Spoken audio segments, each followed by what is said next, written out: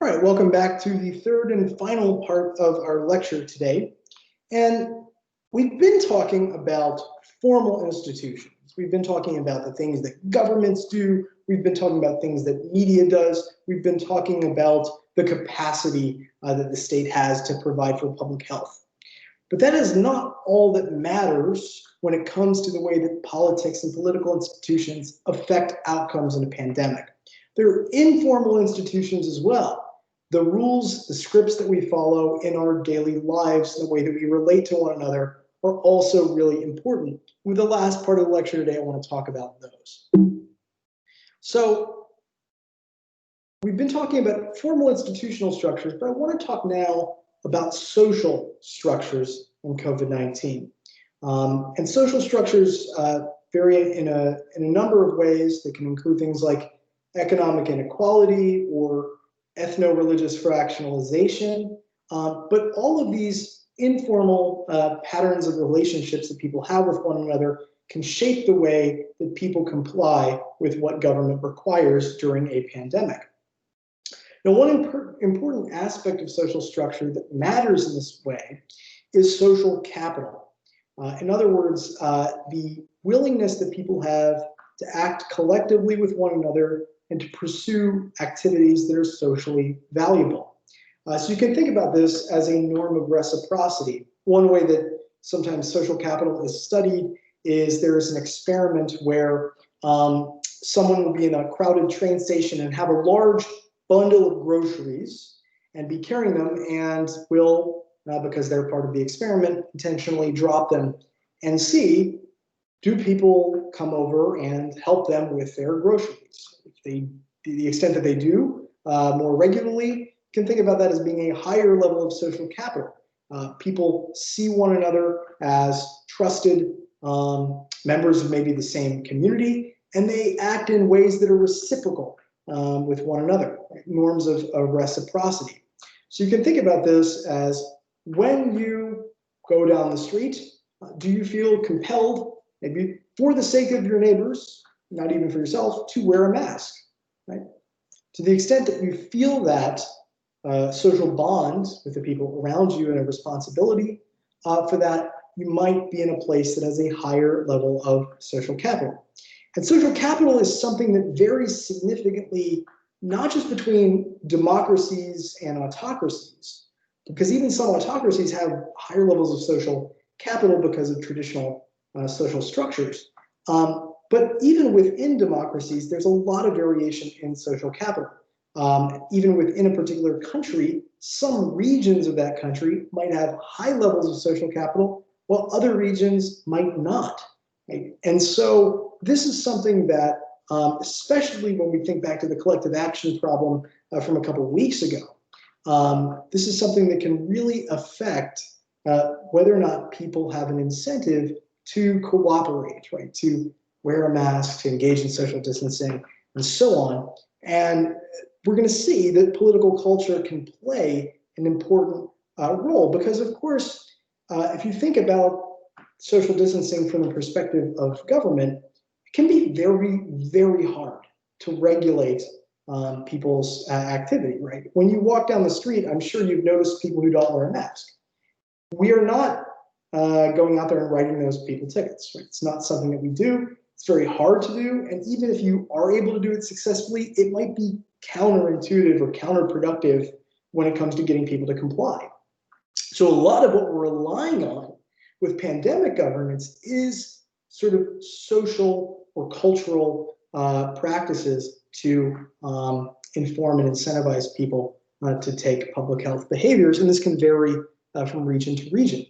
So there's a really great study by a few political economists that have looked at the difference between places with very high levels of social capital in a particular country and places with very low levels of social capital. And they measure this by looking at voting behavior, right? If there's larger voting turnout in a particular region, they treat that as something that's a sort of costly collective action. They see that as more sort of civically oriented, and they treat that as being higher level of social capital.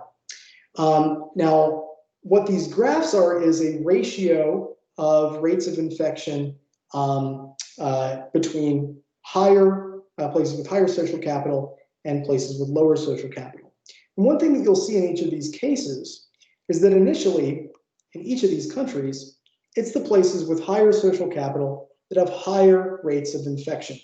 And the reason that is that places with higher levels of social capital tend to be more urbanized areas, tend to be places where there are more people sort of clustered together. Now, these lines here, the solid line indicates when the national lockdown for COVID-19 began, and the dotted line represents 12 days, sort of a full incubation period after that began. And what you can see is that even before the incubation period is done, what happens is a major change in this ratio, that social capital over time becomes associated with lower levels of infection. So even before you're seeing the full sort of implementation of these lockdown orders, people are behaving cooperatively. It's not that they're being necessarily coerced to do it. They're simply taking more cooperative behavior, maybe on behalf of their neighbors. So why is this, right? What's going on here? And I think it's worth looking more specifically at social capital in Italy. Now, Italy was, some of you may know, the first country in Europe to be hit by the virus. Governments and citizens were more surprised by the virus and a little bit more unprepared for it. And the Italian case influenced a bunch of other countries' responses to COVID-19. And one of the interesting things about Italy is that it actually reports excess mortality at the municipal level. So you can actually look at how excess mortality from COVID-19 affects different cities differently. And one thing that you'll see if you look at some of the news that came out about Italy during the early days of the crisis is that culture was really sort of important in the country's ability to maintain the and actually manage the outbreak. There were videos, for example, of people playing music in their homes in a socially distanced way for the enjoyment of other people. Right? There were sing-alongs sort of across neighborhoods. That is usually a pretty high indicator of social capital. People are sort of, number one, remaining socially distanced, but also maybe helping one another out by entertaining them a little bit while they're locked up inside their houses. Additionally, if you looked at the response of Italian mayors with their populations, mayors exerted a kind of interesting cultural authority, almost a sort of familial bond.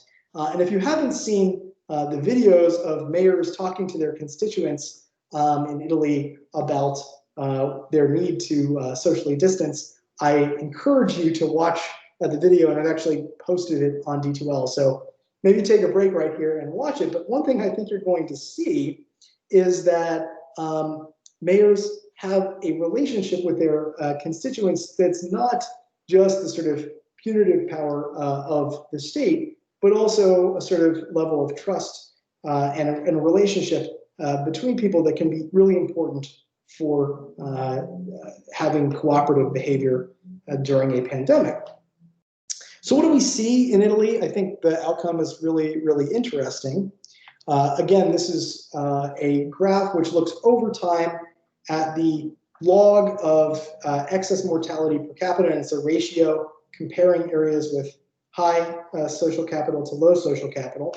And again, what you're going to see is that after the outbreak, which happens right here, areas with higher levels of social capital, again measured as voter turnout, begin to have a significantly lower level of excess mortality than areas with low social capital.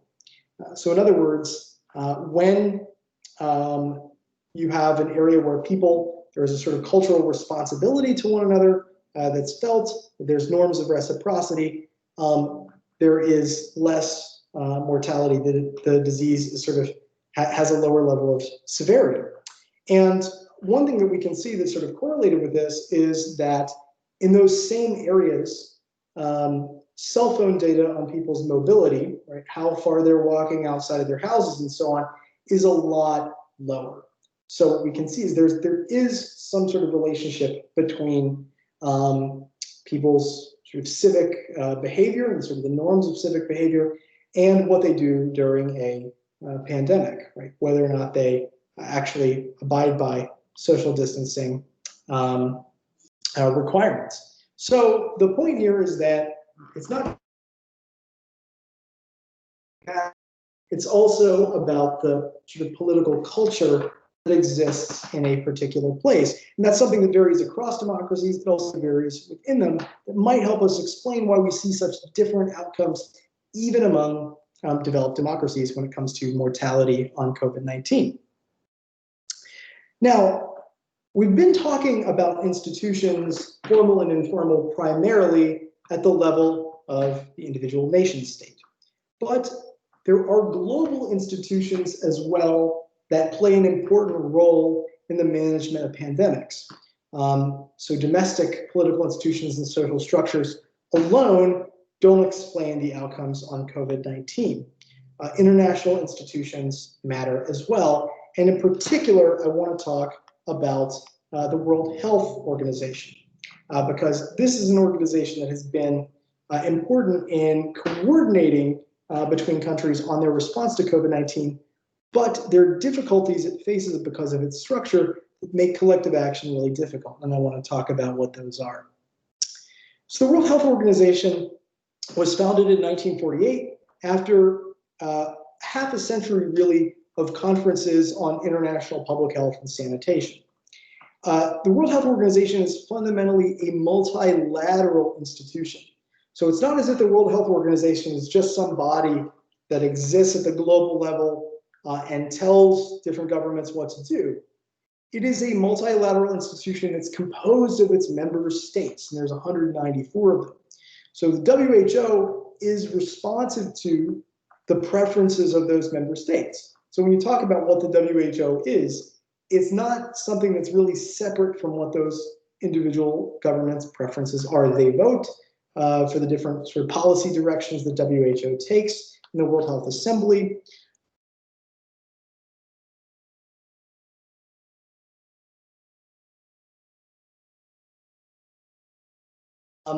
It has something called the International Health Regulations, which set forth what governments have to do when very importantly, publishes something called the International Classification of Disease, which if you work in a hospital setting or a clinical setting, you're going to know because you're going to have to code for different conditions.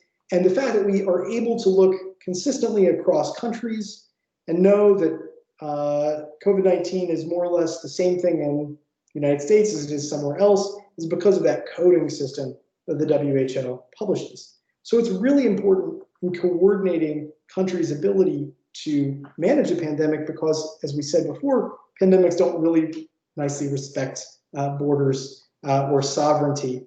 So the WHO can be a really important institution, but as we said, it has some challenges as well when it comes to collective action, in part because it is multilateral.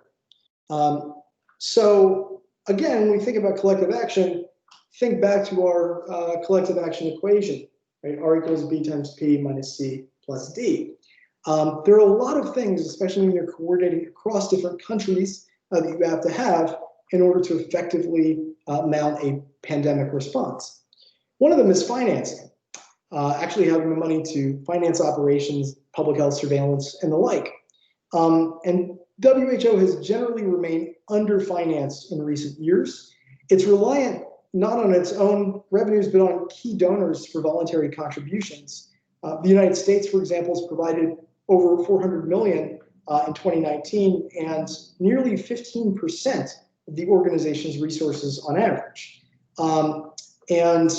The part that matters here is that if member states don't want to contribute, it can be difficult for the WHO to carry out the operations it's committed to. One thing that makes that even more difficult is that while the WHO can set regulations and set policies, it doesn't necessarily have enforcement capacity. It can't force countries to share data about a pandemic.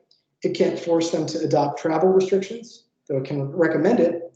And it can't enforce norms against vaccine hoarding, which is something that we might see once a vaccine is developed and demonstrated to be effective.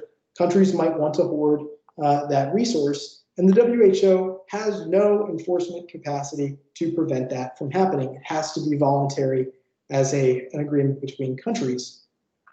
And countries might not feel that they get a real benefit from not vaccine hoarding, especially when there's a lot of political pressure within the country to have an adequate supply of the vaccine. So the fact that the WHO can't necessarily discipline its member states, force them to share data, force them to adopt travel restrictions is one reason why it can be difficult to solve some of these collective action problems. Additionally, there is a sort of changing geopolitical situation, which the WHO didn't necessarily initially envision, that increasingly powers within the WHO are contending with one another, can make it difficult to ensure cooperation between them. And we see this particularly with the United States, China, Russia, for example, as well. So the bottom line here is the WHO is really only as strong as its member states allow it to be. And enforcing compliance, whether it be the United States, China, or any other country, can be difficult.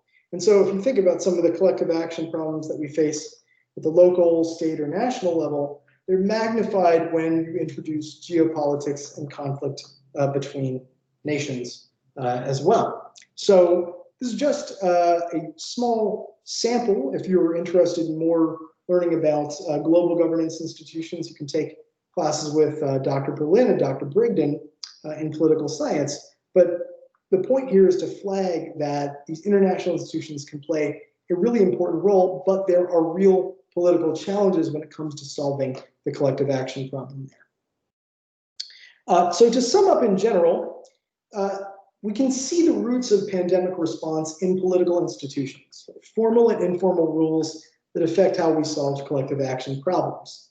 On the one hand, democracy, having free and fair elections, can affect officials' incentives to take action on a pandemic. We saw that in a couple of different important cases. But democracy is not necessarily enough. Democracies have to have the capacity, the ability to act to provide for public goods as well. However, the way that governments make decisions can vary a lot, and veto points in federalism can increase the costs of coordination in ways that might delay decision-making during an emergency. It's not just what national governments do, though, or even state and local governments, that matters. Social capital, a sort of cultural norm of reciprocity, can also really affect whether or not publics comply with requests made by government. And when we consider multilateral institutions, some of the collective action problems that we see the sort of street level magnify, and I think are going to become incredibly important when a vaccine for COVID-19 is ultimately released. The effective distribution of that vaccine will depend on cooperation between countries, and the question will be whether or not multilateral institutions can facilitate that, or whether there's effectively a resource war by other means going on between member states. So that's all for today. I want to make one other note, which is that before discussion section this week, you're going to want to take a look at the part 1 of the worksheet on D2L. There is a worksheet that you'll see in Word, and there will be a top part of that worksheet that you will use some data on COVID-19 and other variables in different countries to fill out. And then you'll bring that half-completed worksheet with you to your section on Friday, and you will use that to sort of discuss what's going on in different countries with respect to COVID-19.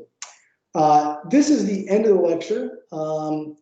Please, at this point, complete the final quiz questions. And remember, you can continue to take that as many times as you need to until you get the score that you desire. So I hope this has been a helpful introduction to our question about the origins of COVID. And I look forward to seeing you all in a few weeks. So until then.